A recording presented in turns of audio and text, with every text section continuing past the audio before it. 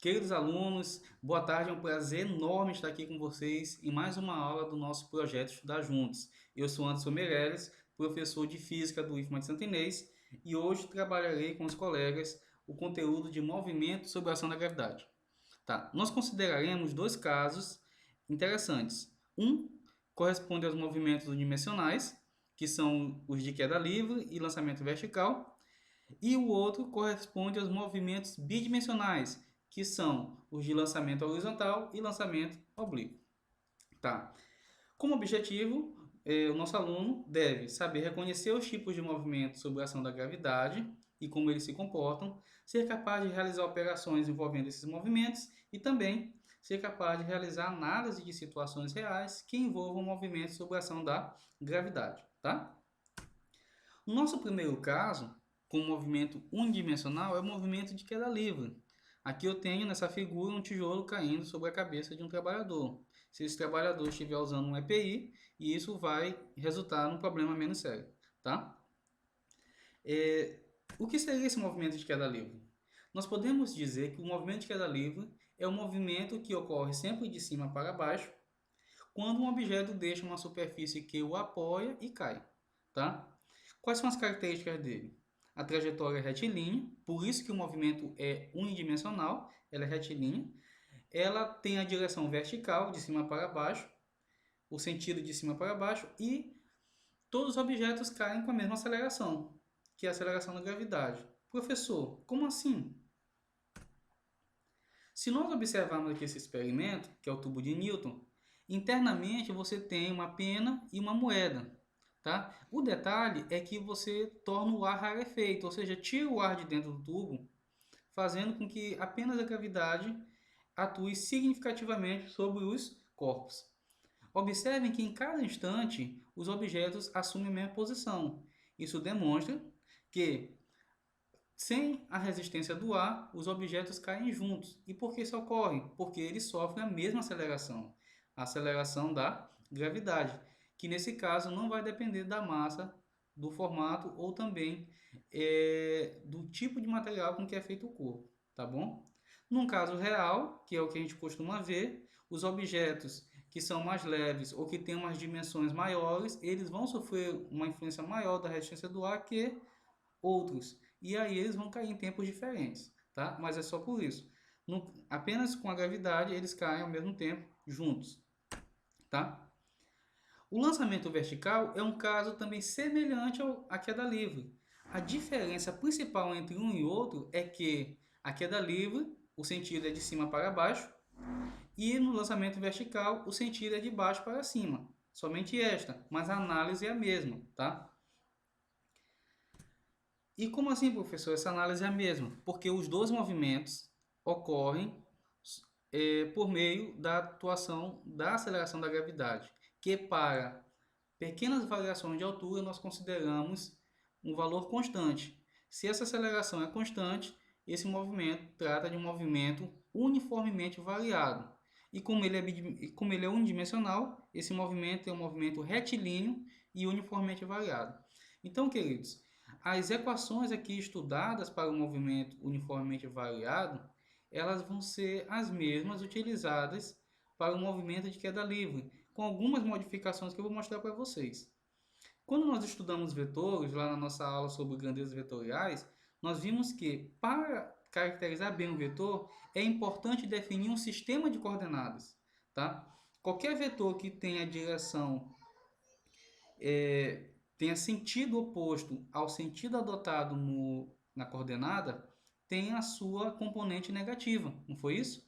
Então, aqui a gravidade aponta no sentido oposto ao sentido do eixo de coordenada, então ela aparece aqui com o sinal negativo na equação. Assim como a velocidade também aparece com um sinal negativo. Né? Observem aqui, queridos, que esse y0 na equação da posição corresponde ao ponto do qual o objeto cai. Tá? E esse y é o ponto final, que pode ser uma mesa, ou pode ser o solo, ou qualquer outro local que nós estivermos analisando. Tá bom? Um outro detalhe importante que eu queria destacar aqui nesse problema é o seguinte: se o objeto é arremessado, então essa velocidade aqui ela é diferente de zero. Mas na queda livre, onde ele apenas cai, ela é igual a zero, tá bom? Então, bora ver como é que a gente aplica esse conhecimento num problema prático.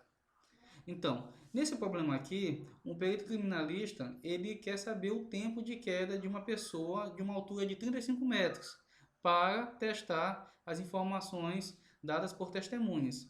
Então, como é que eu vou calcular esse tempo?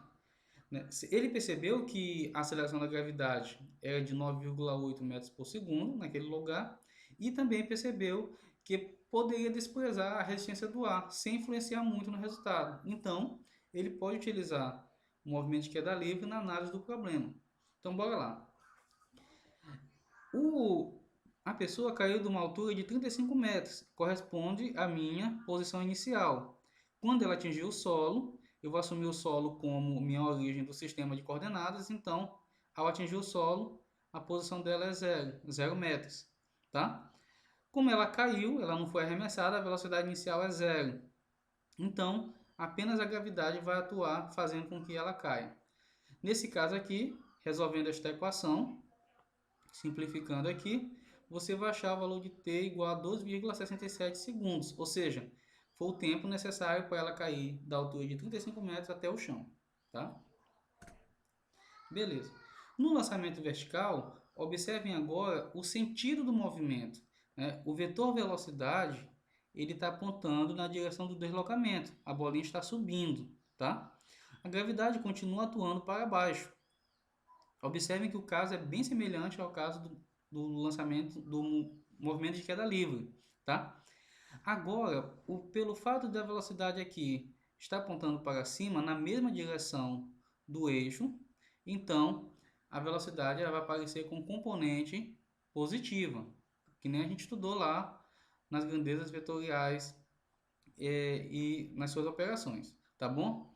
Então ela aparece com valor positivo. Observem também que como o movimento de lançamento ele está sendo arremessado necessariamente, então essa velocidade aqui sempre vai ter um valor diferente de zero, nesse caso, tá bom? E aqui também é um movimento retilíneo uniformemente variado. Vamos ver uma aplicação desse movimento no problema. Então, após o fechamento do sinal da igreja da matriz de Santo Inês, aquele sinal que fica ali entre a igreja e o Bob's, um malabarista de 1,75 metros lança uma bola verticalmente a partir do extremo da sua cabeça. Gira ao redor de si e pega novamente a bola na mesma altura inicial. Muito legal. Se todo o movimento demorou 2 segundos, qual a velocidade de lançamento da bola e a altura máxima atingida? Então, bora lá. Queridos, uma característica interessante do movimento de lançamento vertical é que o tempo que o objeto leva para subir é o mesmo tempo que ele leva para descer. Por que isso, professor? Porque a única coisa que está diminuindo a velocidade do objeto é a gravidade. E é a mesma gravidade que também está acelerando o objeto quando ele volta. Então, o tempo que ele leva para fazer essa trajetória, de baixo para cima e de cima para baixo, é o mesmo. Isso significa que ele demora 1 segundo para subir e 1 segundo para descer, tá? Nesse caso, quando ele atinge a altura máxima, a velocidade é nula. Aí ela inverte de sentido quando ele desce. Então, o meu v vai ser zero, velocidade final, na altura máxima, e a velocidade inicial vai ser aquela que eu estou querendo descobrir. Resolvendo essa equação, eu encontrei que a velocidade inicial foi 9,8 metros por segundo. Agora, queridos, eu vou calcular a altura máxima atingida. Na altura máxima atingida foi o ponto em que ela parou, bem aqui, ó, quando veio igual a zero, tá? Nesse caso, como eu estou assumindo que a bola parte do extremo da cabeça do malabarista, então a minha altura inicial é 1,75 metros, que é a altura dele. E a altura final é o ponto máximo que a bolinha atinge, tá? Então, 1,75 mais 9,8, que é a minha velocidade inicial aqui que eu achei antes, vezes 1, aqui é a aceleração da gravidade, e aqui o tempo ao quadrado, em 1 segundo. Resolvendo essa equação, o y vai ser 6,65 metros. Essa foi a altura máxima atingida pela bolinha a partir do solo até o ponto em que é o máximo que ela atingiu, tá? A gente está tomando esses dois pontos como referência, tá? Beleza. Agora nós vamos ver os nossos casos bidimensionais. Nós vamos ver dois, lançamento oblíquo e lançamento horizontal. Eu vou dar eu vou apresentar esse conteúdo relacionando esses dois casos com os dois casos que a gente acabou de estudar, tá? O lançamento oblíquo, ele ocorre quando o sentido do vetor velocidade, ele forma um ângulo entre 0 e 90 graus com uma das direções, ou horizontal ou vertical, tá? Observem aqui no canhão que ele tem uma leve inclinação em relação à direção horizontal. E isso é necessário porque a gente vai ver que a trajetória dos projetos tem um perfil específico, tá? Professor, e o lançamento horizontal, como fica? Aí vem um pulo do gato. É que o lançamento horizontal ele pode ser visto como um caso particular do lançamento oblíquo, tá? Então, a gente vai estudar o lançamento oblíquo e depois vamos chegar no lançamento horizontal. A trajetória do lançamento oblíquo ela é uma trajetória parabólica, tá? E aqui, ó, o perfil da trajetória é uma parábola, tá certo? Eu posso analisar esse problema, queridos, como a composição de dois movimentos. Um na direção vertical, né? E como ele está sendo lançado, então, na direção vertical eu tenho um lançamento vertical e aqui na horizontal um movimento retilíneo uniforme, tá? Já no caso do lançamento horizontal, eu tenho aqui, posso ver o problema como um movimento de queda livre e um movimento retilíneo uniforme na direção horizontal, tá certo? Queridos, é importante que a gente entenda por que isso é possível, tá? Quando nós estudamos grandes vetoriais, nós vimos o seguinte, que todo vetor ele pode ser decomposto em componentes em determinadas direções em um sistema de coordenadas. Então, esse vetor velocidade, que forma uma inclinação aqui, ó, ele pode sofrer uma decomposição na direção horizontal e na vertical, tá? E como é que a gente faz isso? Utilizando as relações trigonométricas. Então, na direção horizontal, aqui eu tenho o cateto adjacente de um triângulo retângulo, então o valor de VOX vai ser VO vezes o cosseno de θ, que é esse ângulozinho bem aqui. Já VOY vai ser VO vezes seno de θ, que é este pedacinho aqui. Pronto, agora eu tenho esse vetor velocidade, pode ser visto como a soma desses outros dois aqui, que são as suas componentes, tá? E se eu quiser voltar para o vetor original, é só aplicar o teorema de Pitágoras. Tá. Agora observe o seguinte, quando eu lanço um objeto obliquamente, na direção vertical eu tenho a ação da gravidade e na direção horizontal eu não tenho nenhuma aceleração, tá? E como é que isso vai funcionar? Então nesse problema aqui, ó, eu tenho um canhão que vai lançar um projétil com uma velocidade de 200 metros por segundo, tá? Observem que esse canhão está a 220 metros de altura, tá bom? Formando um ângulo de 30 graus com a direção horizontal. Então, para resolver esse problema, nós vamos fazer o seguinte, ele quer a altura máxima, o instante que o projeto atinge o solo e o alcance. Então, bora lá. A primeira coisa é decompor o vetor velocidade em duas componentes, uma vertical e outra horizontal. Na direção vertical, eu vou tomar na direção horizontal, eu vou tomar o cosseno do ângulo. Então, VOX vai ser 200 vezes o cosseno de θ, que nesse caso aqui é 30 graus. O cosseno de 30 graus é 0,87 vezes 200 vai dar 170 metros por segundo. Ou seja, a componente da velocidade na direção horizontal é 170 metros por segundo. Já na direção vertical, vai ser VO vezes seno de θ. O θ vai ser 30 graus, então o seno de 30 dá meio. 0,5 vezes 200 dá 100 metros. Então esse movimento é composto por uma velocidade de 170 metros por segundo na direção horizontal e de 100 metros por segundo na direção vertical. Agora, o que é interessante, queridos, é que na direção vertical, o movimento ele sofre a ação da gravidade, tá? E na direção horizontal, não. Então, como ele sofre a ação da gravidade na direção vertical, ele é um movimento uniformemente variado.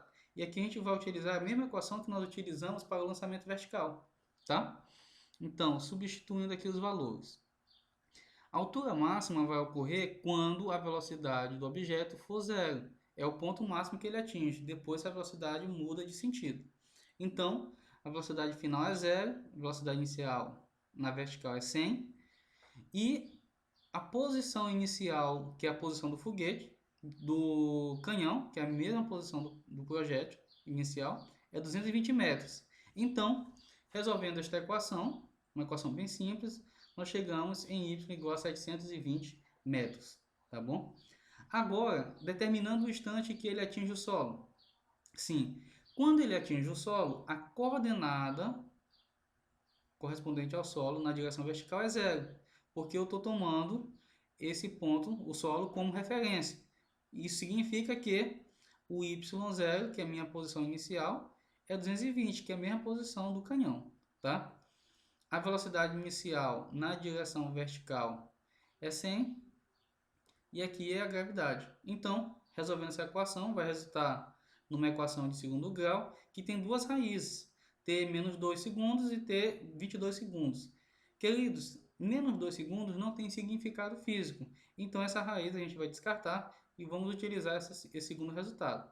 Ou seja, entre o ponto que ele foi lançado até o ponto que ele atingiu o solo, ele demorou 22 segundos, tá certo? Agora, por último, nós vamos determinar o alcance. Tá. Antes de terminar o alcance, queria dizer uma coisa. Nós estamos analisando um problema que é único, o lançamento oblíquo de um objeto, que pode ser visto como a composição de dois movimentos, um na direção horizontal e outro na direção vertical.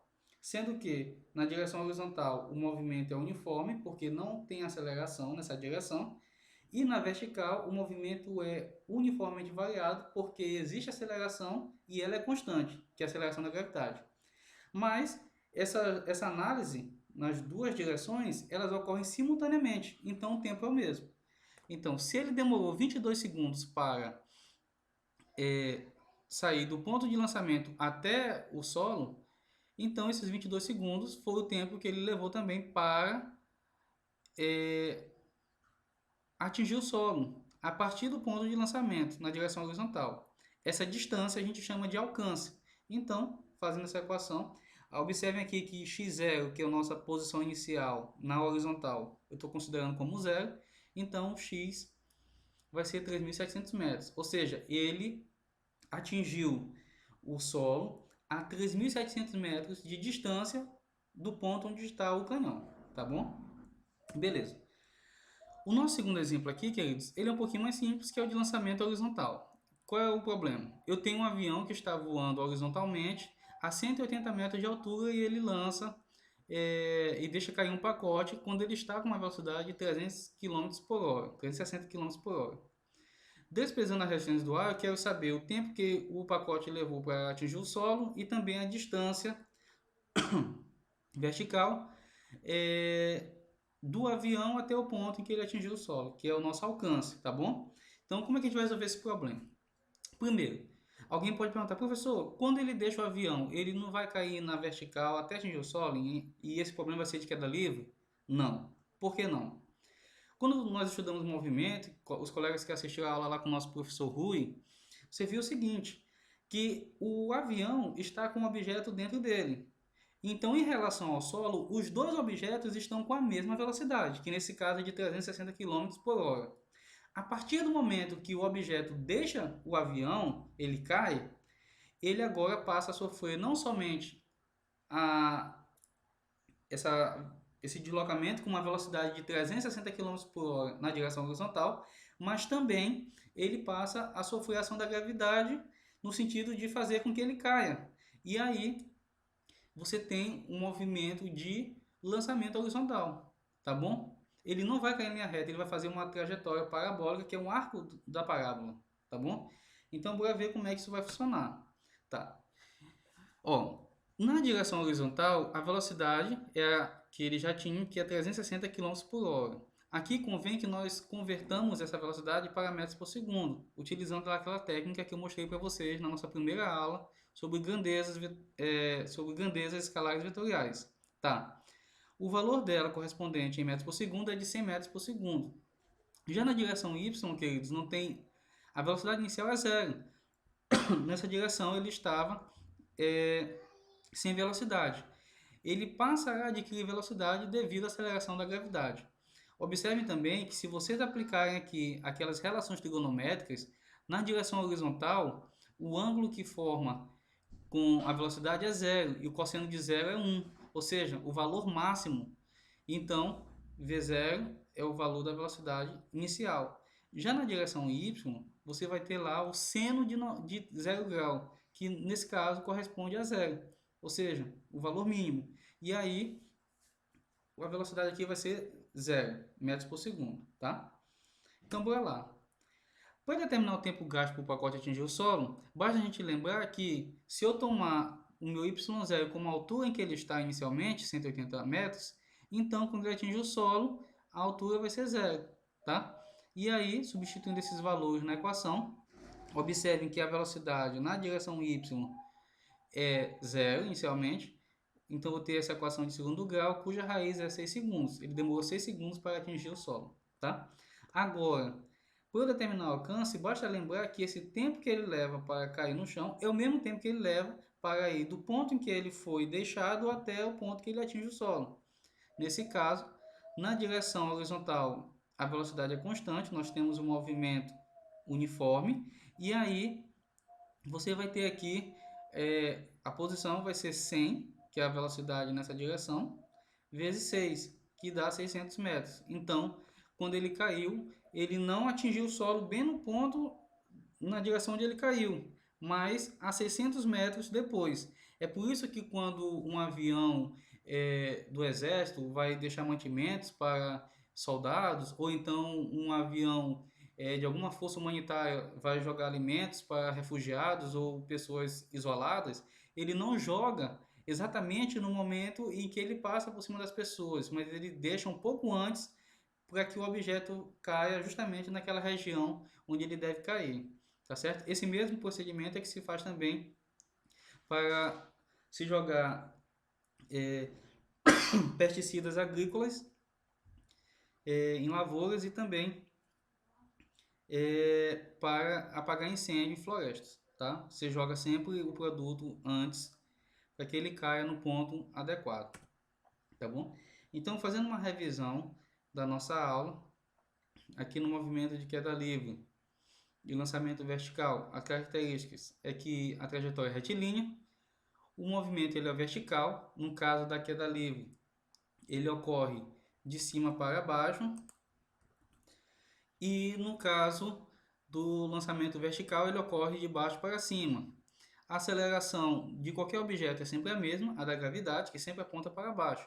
E aqui eu tenho um comparativo entre as equações. Observe que a única diferença é que a velocidade aqui inicial na queda livre é negativa, porque ela é de cima para baixo, ela aponta de cima para baixo. E o lançamento vertical, a velocidade é positiva, porque ela aponta de baixo para cima. E isso porque nós assumimos que o nosso sistema de coordenadas ele tem o sentido de baixo para cima, tá? Se fosse o sentido oposto, você teria sinais diferentes nas equações, mas os resultados deveriam ser os mesmos, e a análise deveria ser semelhante, tá certo? Tá. Já no caso do lançamento oblíquo e lançamento horizontal, a trajetória ela é sempre parabólica. Esse movimento ele pode ser estudado a partir da composição de dois movimentos. Primeiro, vamos analisar o caso da direção vertical. Então, no lançamento oblíquo, eu posso estudar o comportamento da componente vertical semelhante ao problema do lançamento vertical. Já o lançamento horizontal, eu posso estudar o comportamento na direção vertical desse lançamento igual ao problema de queda livre. Na direção horizontal, tanto o lançamento oblíquo quanto o lançamento horizontal vão ter o mesmo comportamento. Então, eu vou analisar esses problemas de forma semelhante à análise do problema do movimento retilíneo e uniforme, tá? Que nesse caso, a função horária do movimento retilíneo uniforme é esta: x igual a x0 menos v0xt. Na verdade, aqui é para ter um mais, viu, gente? Que houve um pequeno erro, tá? A aceleração Nesses dois casos aqui é a mesma, que é a aceleração da gravidade, lembrando que essa aceleração ela está na direção vertical, tá? De cima para baixo. Na direção horizontal não há aceleração, tá bom, queridos? Então, eu agradeço aqui a atenção de todos. Desejo que estudem, que foquem aí no Enem, também nos outros seletivos que vocês forem prestar. Caso tenham dúvidas, vocês podem mandar e-mail para a gente, para a nossa equipe do IFMA, estará sempre à disposição para atendê-los e prestar os esclarecimentos que vocês tiverem, tá bom? Um abraço, boa tarde e até a próxima aula. Valeu!